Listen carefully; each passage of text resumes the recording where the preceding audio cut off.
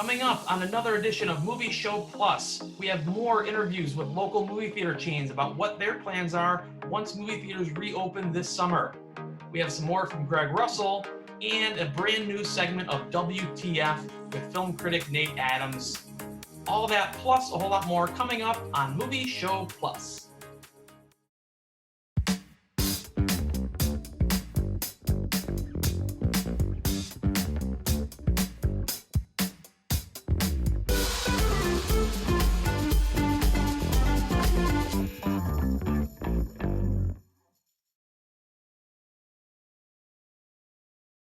On behalf of MJR Digital Cinemas, on behalf of Imagine Entertainment, on behalf of the Maple Theater, on behalf of Phoenix Theaters, on behalf of Cinema Detroit, on behalf of the Film Lab, we hope that you're staying safe and healthy during this unprecedented time. But don't get too comfortable, because movie theaters in Michigan will be back. And we'll be stronger than ever with your help and support. We look forward to a brighter future together. Big or small, movie theaters aren't going anywhere.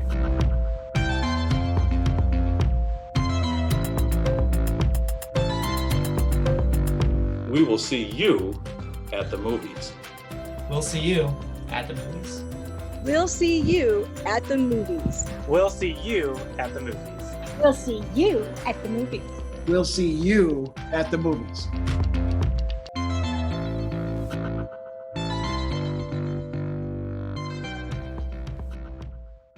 So Corey, thank you so much for joining us here. I know things have been crazy for us all, but what is going on with Phoenix Theaters?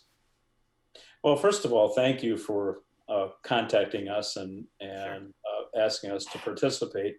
I appreciate that a lot. Absolutely. We've been we closed our theaters and we are awaiting further instructions from a lot of folks to figure out how we're going to reopen our businesses and get back on track again. Tell people who might not know a little bit about your theater chain. Phoenix Theaters at Laurel Park Place in Livonia. We have the Classic State Wayne Theater, which is our theater that was built in 1946. That's in Wayne, Michigan. And then we have the Mall of Monroe Theater, which is in Monroe, Michigan, that has our premium large format Encore Auditorium. What do you think is the greatest challenge facing, from your perspective, what's the greatest challenge facing the movie theater industry moving forward? Well, moving forward, we have to make sure that the entire country can open again, because this is, well, and for that matter, the entire world. If you look at the billions of dollars that were made last year on Avengers, that is a good example of a lot of it was made here, but the worldwide total is really what pays for these films. And I guess the challenge here in this country is that you need New York and Los Angeles and Chicago and Dallas and Atlanta and Denver and Detroit and these big cities to be open for business again, so that films can be released across the country at one time. And I don't think that the studios, right now, what they've basically done is they've taken the release schedule and just kept pushing it back and pushing it back. And right now it looks like everyone feels comfortable with mid-July. I think July 17th is the Tenet. Tenet is opening on July 17th. Christopher Nolan. Yeah. Christopher Nolan. And Christopher Nolan seems to be very confident of keeping that date, and Warner's seems confident about keeping the date.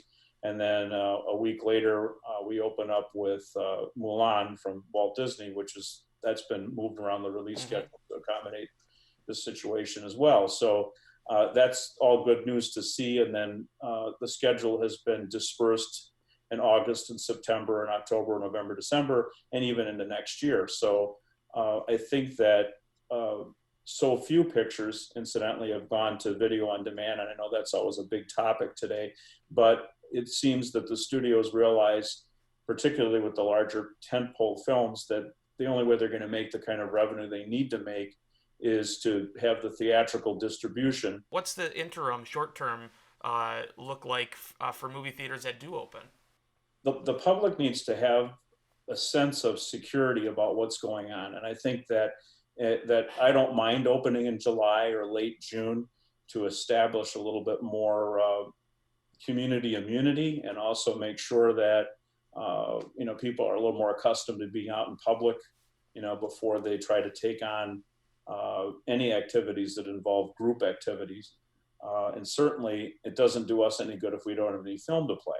And you're not going to have any film to play until, the studios can have some level of comfort that you're going to have New York and LA and Chicago, all these big cities involved. I am, along with some of the probably other major exhibitors you're talking to in Michigan, we're part of a task force that NATO of Michigan, NATO is the National Association of Theater Owners of Michigan. We put together a group to study this and come up with plans that we can say that all of the theaters in Michigan that are NATO-based theaters, which is the majority of them, are going to follow these protocols, so that we all have a script and we know what we're going to be doing to make sure that we're meeting criteria that it satisfies health departments, it satisfies the state government and the CDC and other folks, that we're being responsible as business people and doing everything we can to make sure that we can ensure the safety of, again, our customers and our employees.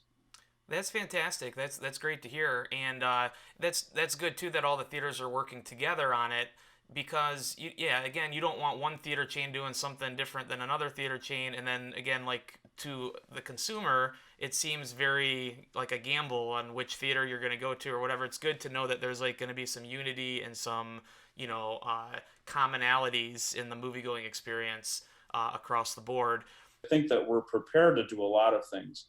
And it depends on what the condition of the country is and what the science looks like at that point.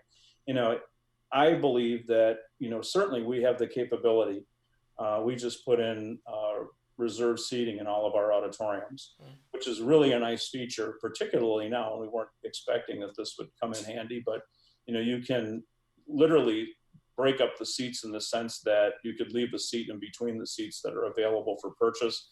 And that way you can social distance people by utilizing the computer. And, again, the vast majority of theaters, literally in the state of Michigan, have that capability. So that's a big plus if you can do that. It's really hard to predict where we're going to be at that point, but I think that we're sitting around collaborating and discussing what all those potential problems might look like. And I think that from a customer standpoint of view, we just want to let everybody know that a lot of thought is going into this to make sure that, that people can feel comfortable that all can be done and will be done to ensure people's safety and make sure they're comfortable with what we're doing, whether that's condiment stands, restrooms. If somebody watching this or listening to this wanted to find out specifically what's going on with Phoenix theaters during this pandemic, where could you point people to go? We're on all the social media, and you can visit our website at phoenixmovies.net. And as things change and as we have more information, we'll certainly put them out there. There's a lot of ideas, kicking around our office about how to make things better and do things during this time frame. So I think you'll see some things happen in the next week or two to, keep people interested in what we're doing. And you know what? Everyone can't wait to get back. So hopefully we'll get everything back to normal soon. And I hope everybody has a safe time of it, and, until then.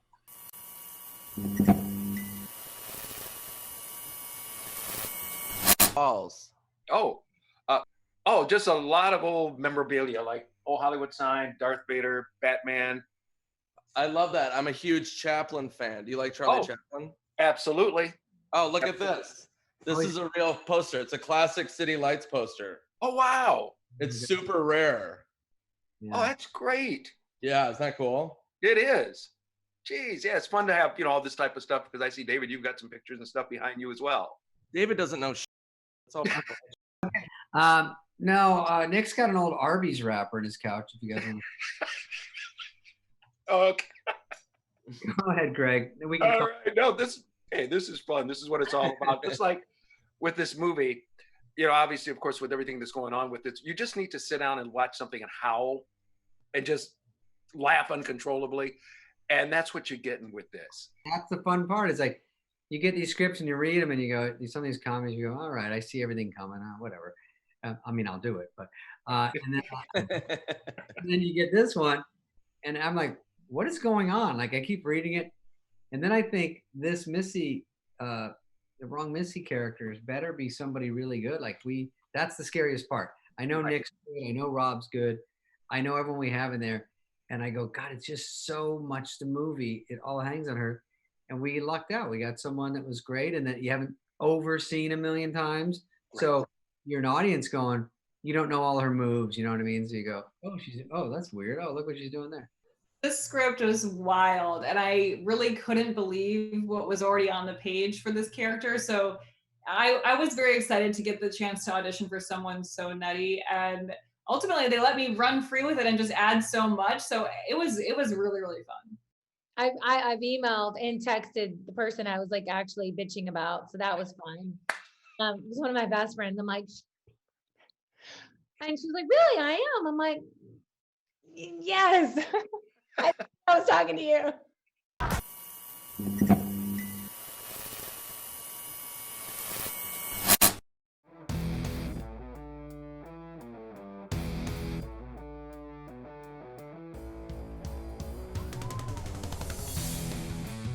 It's the Frozen Fish Fiasco. We're having a good time. Right now, I've been joined by Dave Garr from A Dream Limousine, one of the sponsors. Now, this is your second year being involved with this. What's that like for you? Well, you know, to watch these hockey icons in Detroit actually giving back, you know, it's a great thing to do. And, you know, it's great to come out, watch these guys, and they're really friendly, too. I mean, you say hi to them, they'll say hi back. And also, A Dream Limousine, just tell people if they want to get in touch where you're located and what all you do. Well, we're located in Livonia, but we have party buses up to 40 passengers, stretch limousines, black car service to go to the airport and such. All right, thank you. All righty. Right now, more of the Frozen Fish Fiasco. Oh, can't wait. Hey, this is so much experience for you here. Red Bears and Dennis Hextall, and the rest of us combined have to add up to the experience that these guys have. This is the original hack and whack, right here. DJ Lang, how are you? I'm doing awesome. Great, doing great.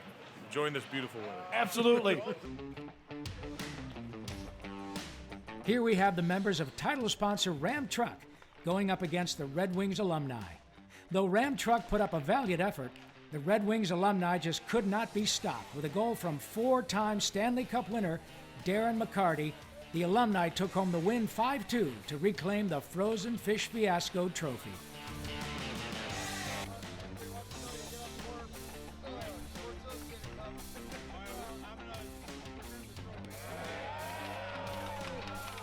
I'd just like to say, guys, it was awesome, but again, you're gonna have to earn it. Back where it belongs. Fred, I'm good, thank you.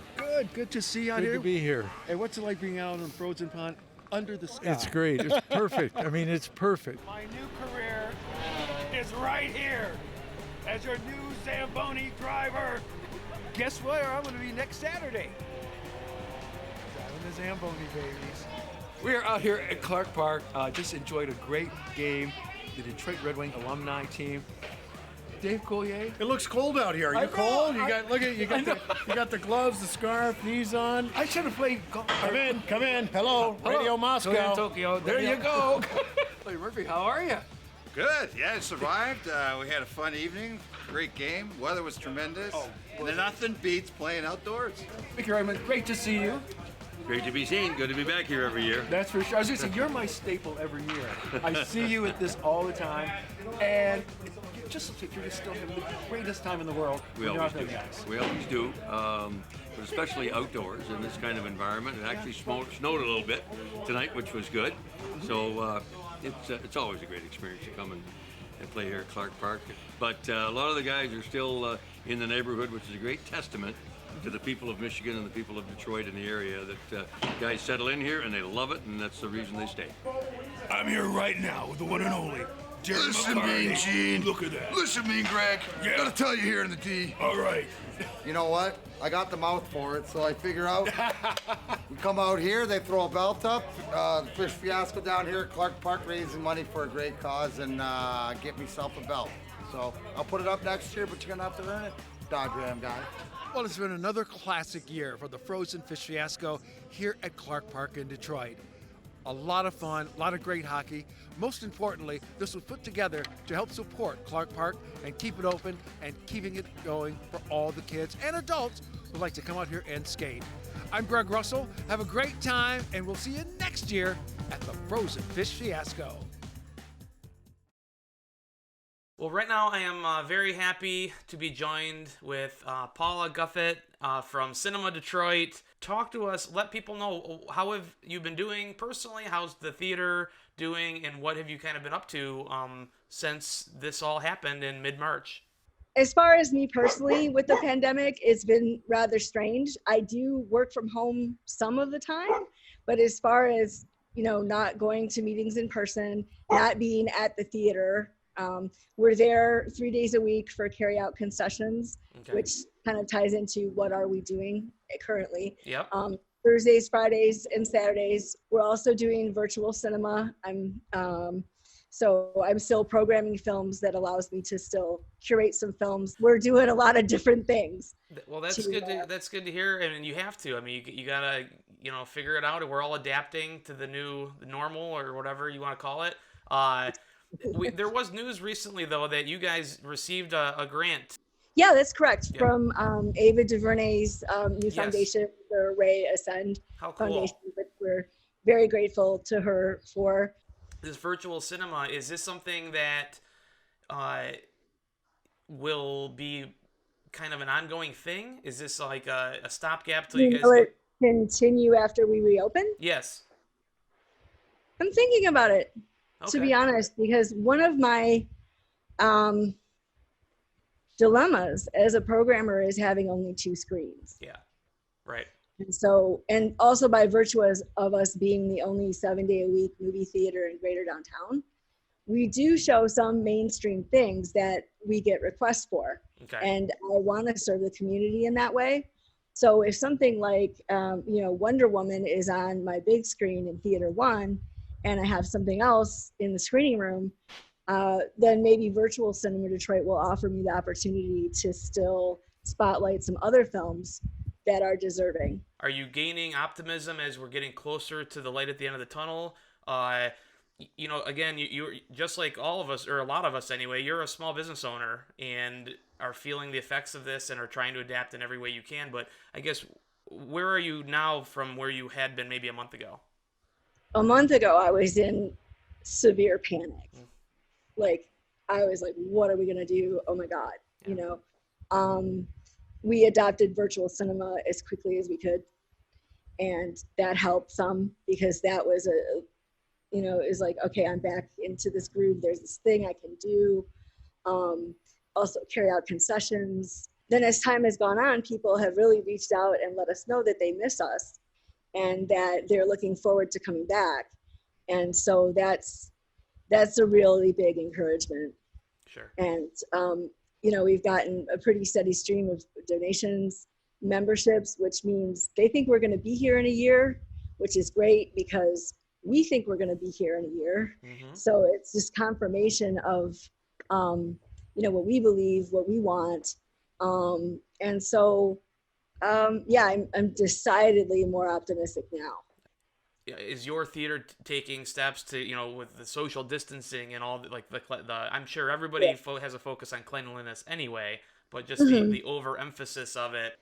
Well, depending on when we reopen, it may be at half capacity, where people, it'll be like 2 seats between people who weren't quarantined together. Sure. We'll encourage people to bring and wear masks. And if you're not feeling well, don't come in. I don't want to reopen until it feels safe. Sure. And until I think that it's safe for the majority of our audience. So what you're saying, if I'm understanding you correctly, is even let's say if they lift the stay-at-home order and you're able to open, you might choose to not be open right away until you have that feeling of security and comfort that your Right. guests can And until experience it. we can prepare to where we're comfortable and our community is comfortable. If you could speak directly to the movie-going audience and your patrons at Cinema Detroit, what's directly would you like to leave them with, or address them in terms of the future of Cinema Detroit and what they can expect? We miss you guys. Sure. We miss you. We miss talking about films, and we're going to keep presenting them into the future as long as we can. Might look a little differently, but we love films and we love the city, so we're going to be here. Thank you so much, and what you do is so important, and I'm so happy to hear that Cinema Detroit is flourishing and is going to make it through this tough time. And where can people find you one more time? Can you throw out your maybe social media and websites? Sure. So the main hub is cinemadetroit.org. You'll see everything sort of linked off there, virtual Cinema Detroit and carry out concessions. All the instructions are on there. We're on Instagram, Cinema Detroit, all one word. Facebook, just search Cinema Detroit. And then we're on Twitter as Cinema_Detroit. Okay. Got it. Well, again, thank you so much, Paula, and best of luck to you moving forward. Thank you, Tom.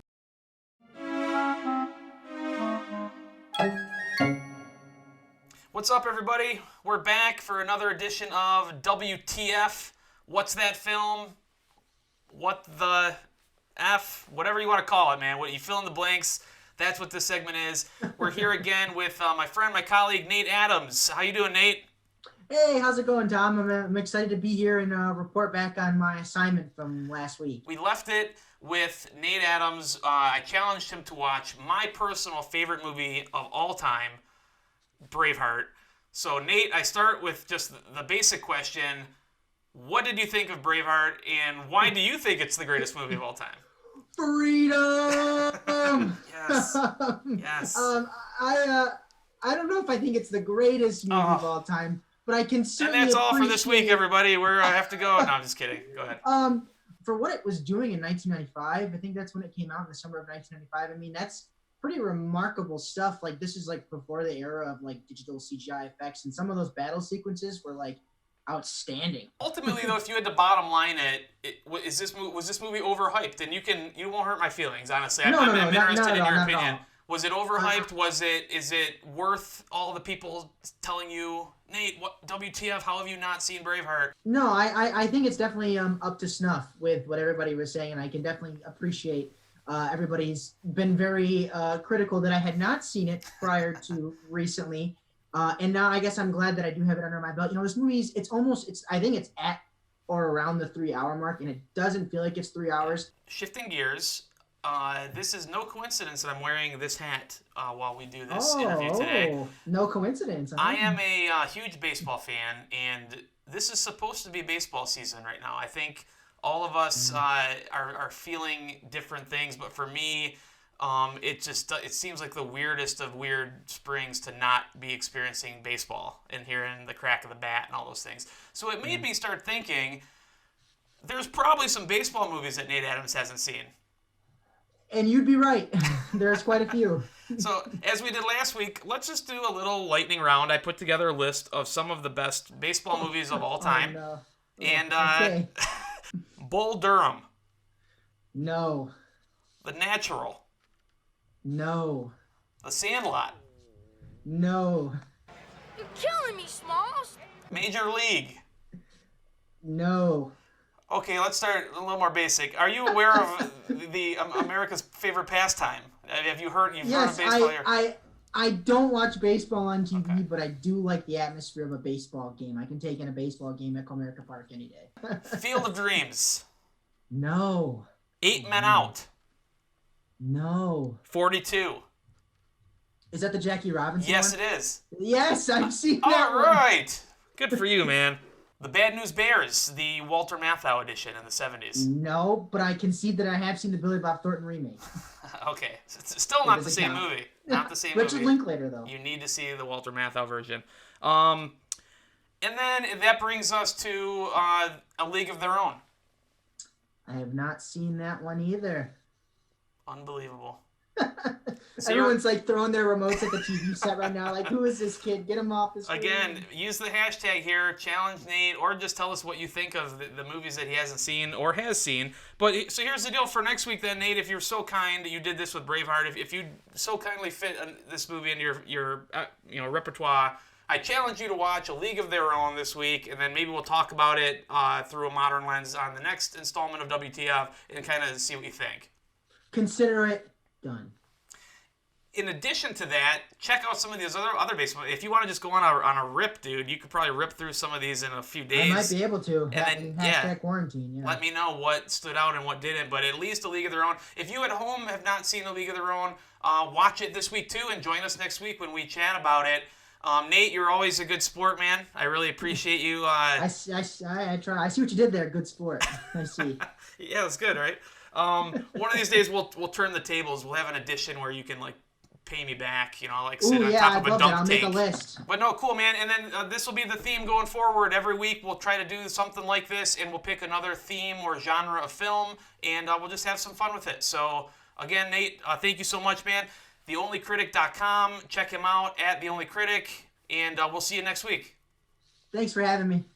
Check out MovieShowPlus.com to watch this episode online and for exclusive content, extended interviews with Greg Russell, and a complete archive of movie reviews with Tom Santilli. Also, make sure to like and follow us on social media and on our Movie Show Plus YouTube channel. Next time on Movie Show Plus.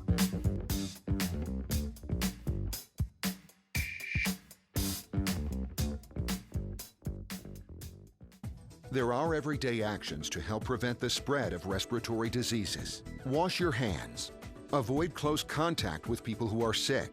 Avoid touching your eyes, nose, and mouth. Stay home when you are sick.